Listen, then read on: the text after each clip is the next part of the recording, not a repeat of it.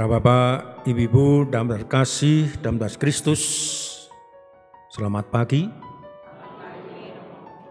Baru saja saya membacakan kutipan dari Yohanes bab 6 ayat 60 sampai dengan 69. Dari bacaan Injil ini ada sepenggal ayat yang tadi di awal misa sudah saya bacakan dan sekarang akan saya bacakan lagi. Sepenggal ayat yang saya maksud adalah ini. Mulai dari waktu itu banyak muridnya mengundurkan diri dari dia. Maka kata Yesus pada ke-12 muridnya, apakah kamu tidak mau pergi juga? Apakah kamu mau pergi juga? Para bapak, ibu-ibu, dan para terkasih, mulai dari bulan Mei,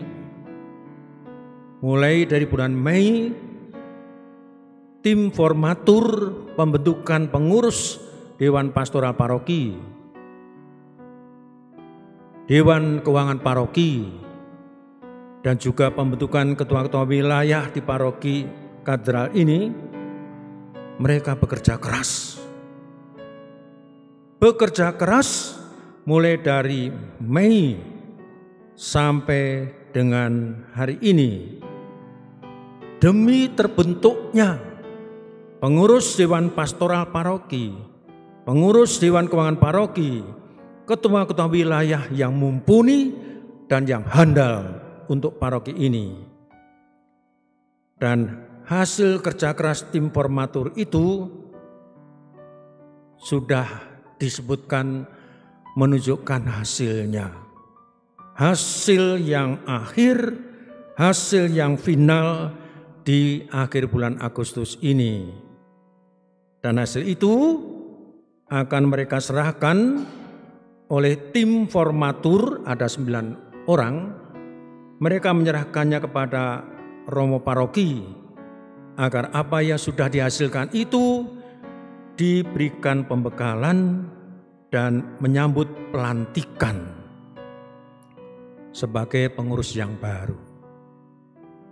Saya sebagai Romo Paroki sangat terima kasih kepada tim formatur yang terdiri dari 9 orang itu, di mana mereka 9 orang ini berulang mengadakan pertemuan, mengevaluasi siapa ya yang layak untuk boleh membangun bersama, berjalan bersama untuk paroki yang kita cintai ini. Para bapak, ibu-ibu, dan para terkasih, ada satu catatan yang sangat menarik terkait dengan pembentukan pengurus Dewan Pastoral Paroki, Dewan Keuangan Paroki, pembentukan ketua-ketua wilayah. Yang menarik adalah ini. Ketika diadakan pendekatan, ketika diadakan penjaringan, atau ketika diadakan perekrutan calon-calon pengurus, banyak pihak berkata begini pada saya, Romo, saya jangan dipilih. Tepatnya Romo, saya mengundurkan diri. Karena saya sudah 2 periode berturut-turut. Saya senang sekali dengan perkataan ini. Saya tidak sedih, saya senang. Saya senang ada orang yang mengatakan, Romo saya jangan dipilih. Pun kalau nama saya disebutkan pasti saya akan mundur. Karena saya sudah 2 periode berturut-turut.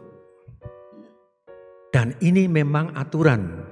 Maka yang sudah 2 periode berturut-turut, jangan pengen dipilih lagi. Kalaupun dipilih lagi, tetap saja kamu tidak dibayar.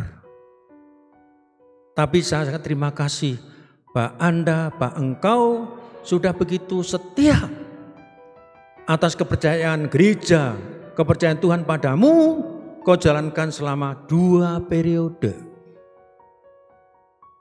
Setelah 2 periode ini supaya ada pengganti yang baru, ada refreshing, ada rolling, ada gantian untuk boleh membangun gereja ini untuk menjadi paroki yang kokoh, paroki yang kuat.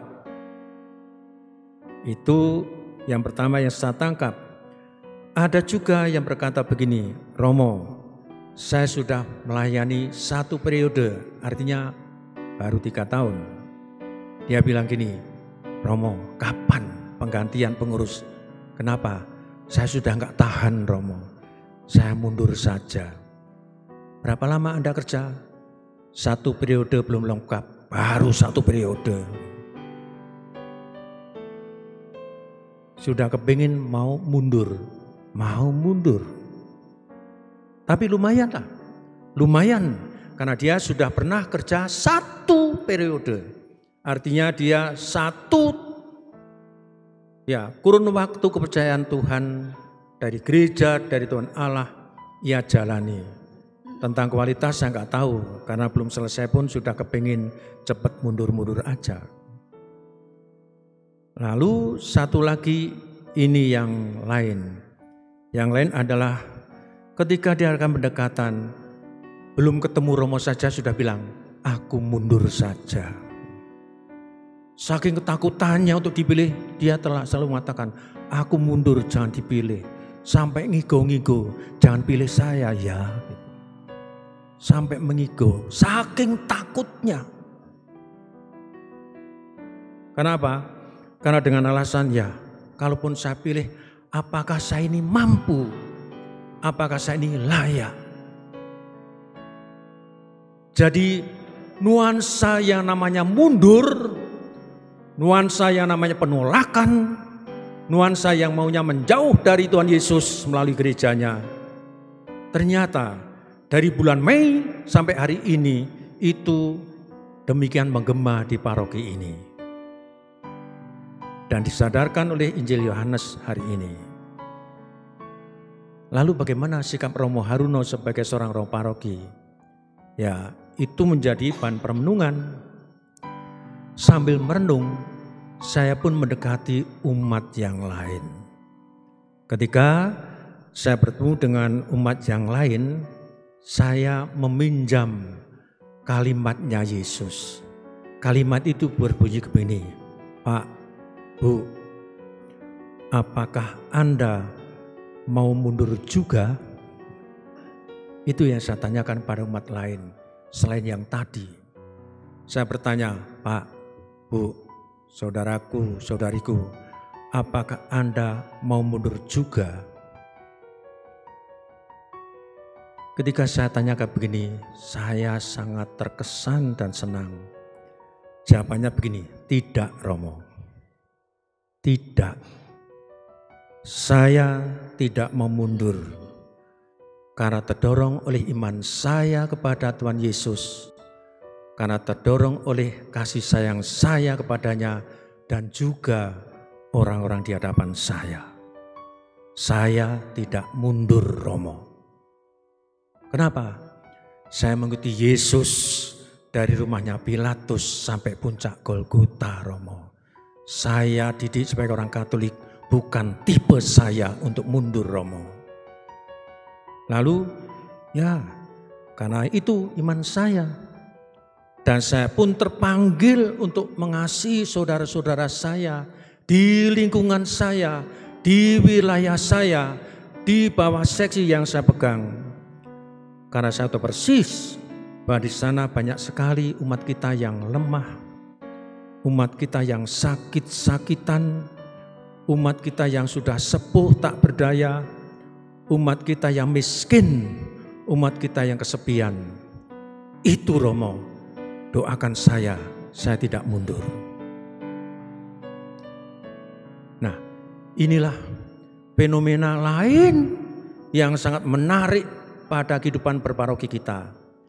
Ada orang yang begitu ketakutan untuk boleh terlibat atau aktif, tapi ada orang yang begitu luas hatinya. Dia tidak ingin menjadi pribadi yang egois, dia tidak ingin menjadi pribadi yang cari selamatnya sendiri. Cari selamatnya sendiri. Ini yang menyemangati kita semua untuk itu. Para Bapak, Ibu dan terkasih, sesungguhnya perkataan Yesus bisa kita renungkan secara baik-baik. Dengan sangat terukur Tuhan Yesus tadi bertanya, apakah kamu mau pergi juga? Apakah kamu mau mundur juga? Sesungguhnya menjadi pelayan Tuhan, menjadi aktivis gereja, tidak diukur orang itu mampu apa tidak, tapi diukur dari orang itu mau apa tidak. Diukur dari kemauan untuk keselamatan sebanyak-banyak mungkin jiwa. Maka kalau kemauan inilah yang menjadi landasan, saya yakin tidak susahlah untuk membentuk yang namanya tim pengurus DPP, DKP, ketua wilayah maupun ketua lingkungan. Tidak sulit kalau kita ada kemauan.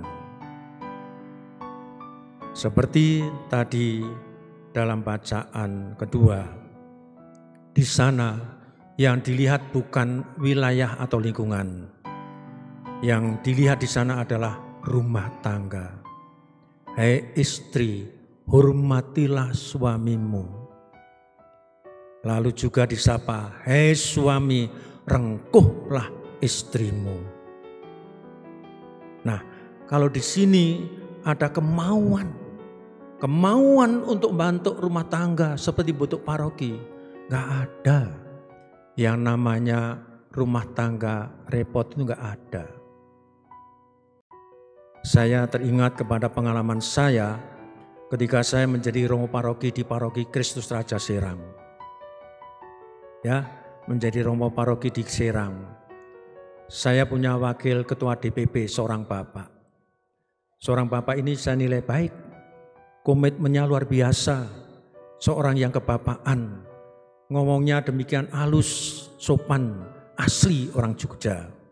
Saya tanya pada dia, Pak, aku tertarik pada mobilmu. Romo ngeledek aja gitu. Karena memang mobilnya itu enggak bagus-bagus amat. Mobilnya itu seukur angkot itu, ya seperti angkot. Dan catnya pun tidak utuh, didempul di sana sini. Lalu saya tanya pada dia, Pak, apa sih yang menarik pada mobilmu? Kok engkau kemana-mana bawa mobilmu? Gini Romo, aku kasih tahu, saya dan mobil saya ini sudah satu nyawa Romo. Sudah menyatu. Saya tahu persis kapankah saya itu harus berbuat sesuatu untuk mobil saya. Manakala mobil saya itu berbunyi kletek-kletek. Artinya ada yang gak beres. Kalau mobil saya itu ada yang suaranya kletek-kletek gitu. Saya cepat beresi mobil saya. Nah, saya mau bilang pada kita semua, kalau ada seseorang sampai begitu dekat dengan mobilnya, Mbok ya kamu itu dekat banget dengan istrimu, dengan suamimu. Kalau rumahmu itu ada rasanya yang kletek-kletek, begitu, ada yang suaranya begitu, cepat beresin. Itu yang saya ajakkan. Termasuk juga tawaran Yosua. Yosua pada bacaan pertama menawarkan pada bangsa terpilih. Hai orang Israel bangsa terpilih, kau mau masih tetap setia pada Yahweh atau kamu mau pindah kepada dewa-dewa asing? Mari kita acungin jempol. Bangsa terpilih begini bilang, tidak, saya tidak akan lari kemana-mana. Yahweh adalah Allah satu-satunya, engkaulah kehidupan. Nah inilah jadi warta hari ini sungguh sangat inspiratif, membekali kita semua untuk kita renungkan. Satu, bagaimana membangun lingkungan wilayah paroki. Yang kedua, bagaimana membangun rumah tangga yang kokoh kuat. Dan bagaimana mari kita mencontoh kesetiaan Israel kepada Yahweh Allah sang kehidupan. Tuhan memberkati.